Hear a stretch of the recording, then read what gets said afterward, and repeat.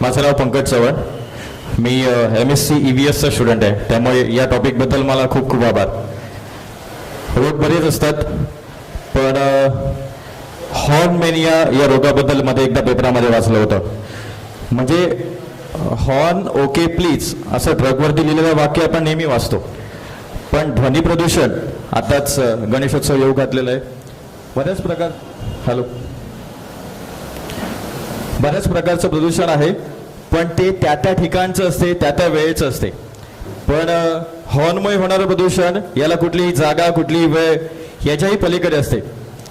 प्रत्येक गल्लीत, प्रत्येक राज्यात, प्रत्येक रस्त्यावर हे प्रदूषण पाहायला मिळते. आपल्याला माहीत असेल की आपल्या कानाची जी रचना आहे, हा बाह्य कान आणि त्याच्यामध्ये अंतर्गत कान, याला इजा होऊ शकते, त्याच्यामुळे बहिरे पण येऊ शकते, या सगळ्या दूरच्या गोष्टी. पण सगळ्यात गोष्ट महत्वाची की ताणतणाव, आपल्या इच्छित स्थळी पोहोचण्याच्या अगोदर वाटणारी घुसमट आणि एखाद्या रडारावरती ज्याप्रमाणे सैन्य असते आणि आपल्याला समोरच्याचा वध करायचाच आहे, या प्रकारची मानसिकता या हॉर्न वाजवणाऱ्यांच्या मनामध्ये आता येऊ घातलेली आहे, जी सगळ्यात वाईट आहे. समोर गाड्या दिसत असूनही एक वेगळीच गुरमी. फक्त माझ्याकडे हॉर्न आहे. मी एका हॉर्न वाजवणाऱ्याला विचारलं, बाबा हॉर्न का रे वाजवतोस? तो म्हणाला, वाहनाला दिलाय म्हणून वाजवतो. पण दिवाही दिल्या ना, हेडलाईट सुद्धा दिली आहे, ती का नाही लावत? नाही, आता रात्र कुठे आहे हे ज्याला कळते. पण जेव्हा हॉर्न वाजवण्याची पाळी येते तेव्हा या गोष्टी थोड्याशा डावलल्या जातात. प्रत्येकाकडे वाहन आहे, पण वाहन चालक म्हणून ज्या काही जबाबदाऱ्या असतात त्या पार पडत नाही. एखादा ॲम्ब्युलन्स असेल, ती बराच काय अडकून असते, त्याचा वेगळा हॉर्न असतो, आपल्याला माहीत असते. पण त्यावेळेला ज्यावेळेला आपण हॉर्न वाजवतो तेव्हा आपल्याला वाटतं की बरीच वाहनं पुढे आहेत, ती बाजूला व्हायला पाहिजेत. पण जेव्हा आपलं वाहन जेव्हा अडकलेलं असते तेव्हा आपण ते बाजूला करत नाही.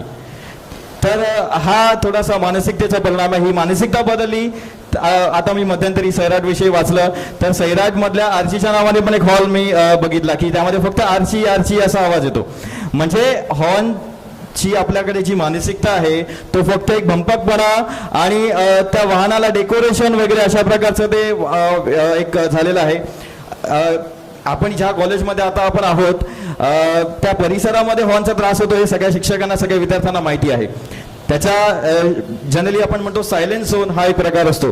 तर शाळा, महाविद्यालय, हॉस्पिटल्स जिकडे नवजात शिशु जन्म घेतात आणि त्यावेळेला त्याची कर्णव्यवस्था जी काय आहे, ऐकण्याची क्षमता असते, ती खूप नाजूक असते. त्यावेळेला जर कुठल्याही प्रकारचे फटाके किंवा एखाद्या हॉर्न जर सतत त्याचा जर नाद झाला तर कायमचं भैरे पण येऊ शकते. ध्वनी प्रदूषण म्हटल्यानंतर सगळ्या प्रकारचे जे काय आपल्याला आजार होतात, आजार उद्भवतात, त्याची एक मोठी लिस्ट आहे. पण सगळ्यात महत्वाची गोष्ट म्हणजे मन.